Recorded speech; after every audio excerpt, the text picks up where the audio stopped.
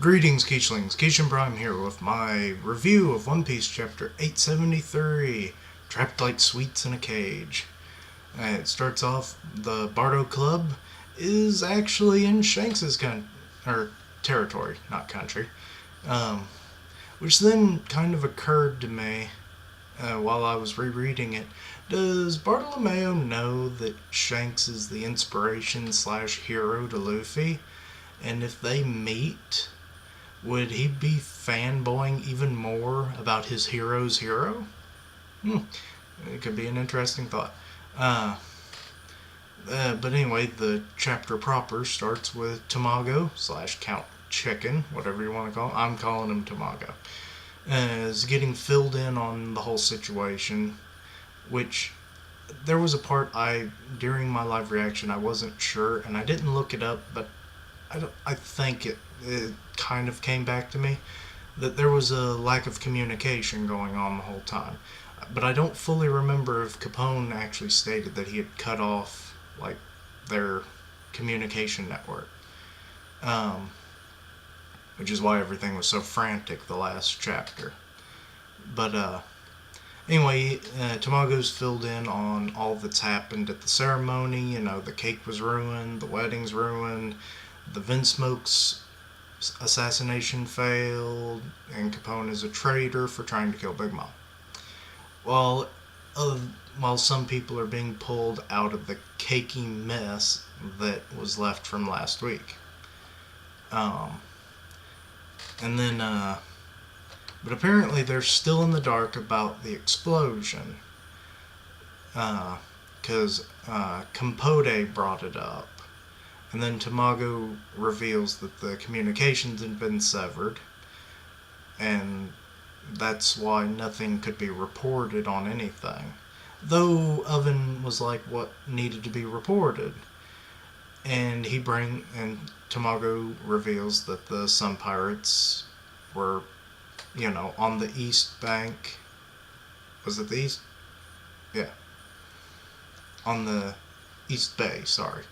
And, but before he could finish his thoughts, Peckham storms in and it's like, no, they all packed up and left. Which then explains why Jinbei did what he did during the wedding. Though is a little confusing, you'd think they would have figured that out already. But, I don't know, confusion. But yeah, so the Sun Pirates have finally packed up and left, which now Peckham's is actually part of the Big Mom Pirates again, so I don't know if he's actually going to be joining the Straw Hats after all. It's kind of sad, I kind of liked him as a character. I mean, I can still like him, just not as a Straw Hat or an ally. But anyway, the Charlottes were thinking that that was all part of Jinbei's plans, because they even bring up that he is quite skillful with planning. And it was like this would make Big Mom go into a rage, and it would allow him and his new crewmates to escape. Then Daifuku informs Katakuri 2 squads were sent out, one for both Capone and Luffy's groups, and a third was sent to attack the Germa Kingdom. We didn't know about that. Should have been kind of obvious, I guess, but they never did mention it last week. And Katakuri wants Brule to come with him. She asked, will you take revenge for what they did to me? Or made me do? And he's like, yes. Or more or less he says yes. And it's like, I'm personally going to take Luffy's head. Which, I'm like, oh shit. You're going to cut his head off with a trident. And so that he doesn't become a threat to Big Mom in the future. And it's then at this time that Smoothie runs in and tells everyone to evacuate, and it's like, oh my god, Big Mom's in a rage again. And everyone's like, what? Again? So soon? And she wants wedding cake, which they don't have. And Strewsom was heavily injured in the Chateau's fall, so he's out of commission, so he's not going to be able to make nothing. All the bacon's being fried. Food puns, jokes, whatever. Anyway, and also that they just don't have the time, even if they had someone to replace Strewsom, because it took several days of preparations.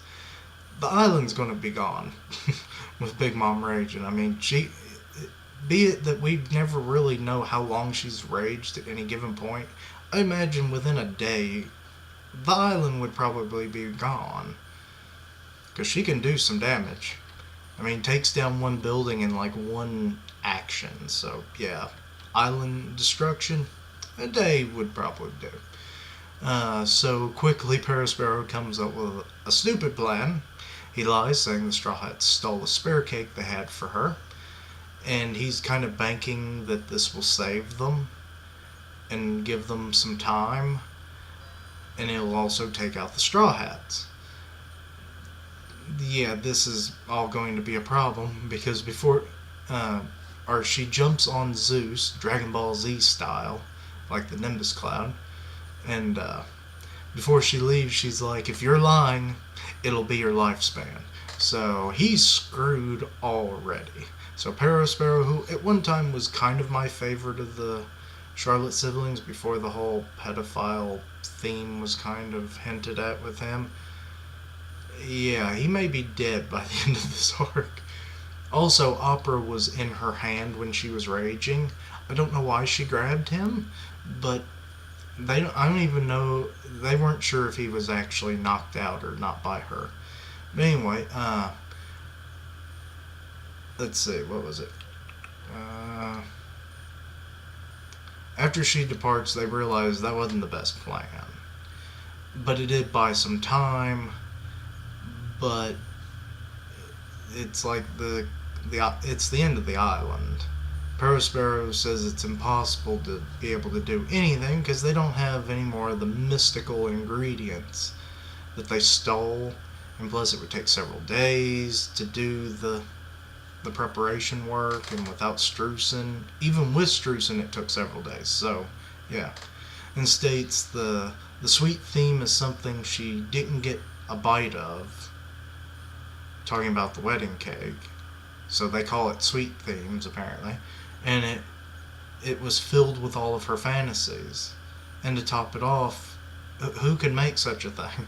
So it's something she's just kind of been dreaming about. She doesn't know what it tasted like, and she never got to eat any of it.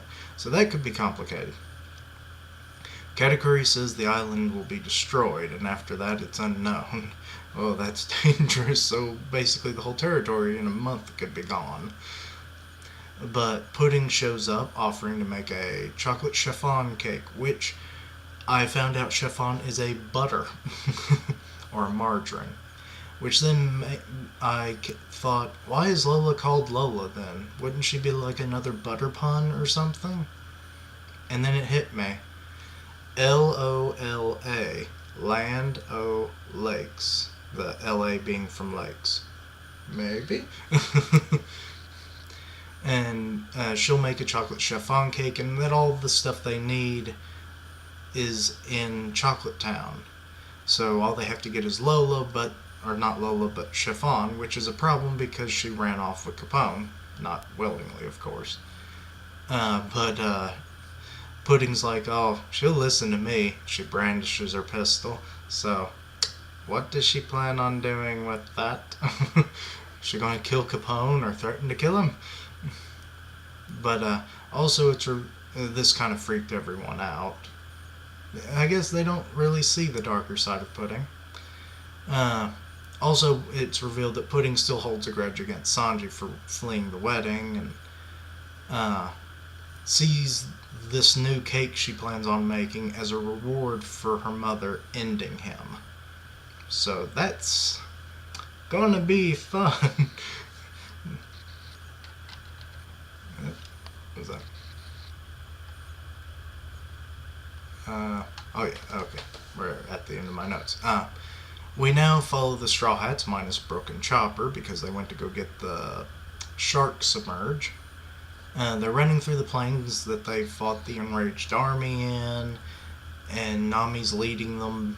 She's riding on Jinbei, which was kind of funny, and leading them towards the seducing woods.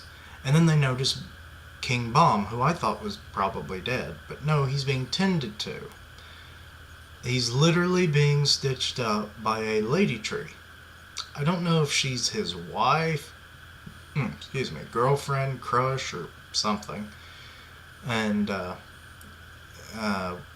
then they just decide, hey, Big Bomb's King Bomb. Why did I say Big Bomb? King Bomb. We'll just use him as transport. So Nami actually still had half of the Beaver card. So now they're just going to rush through the forest with him being the king of the forest and whatnot. But and they're spotted by the pursuing group, and it all ends with Big Mom actually flying in, demanding the cake, shocking everyone.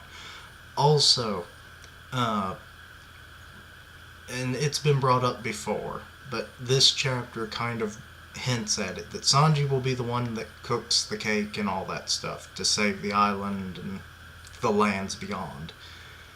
It will not be Chiffon that helps bake that cake. It'll be Sanji. So, yeah.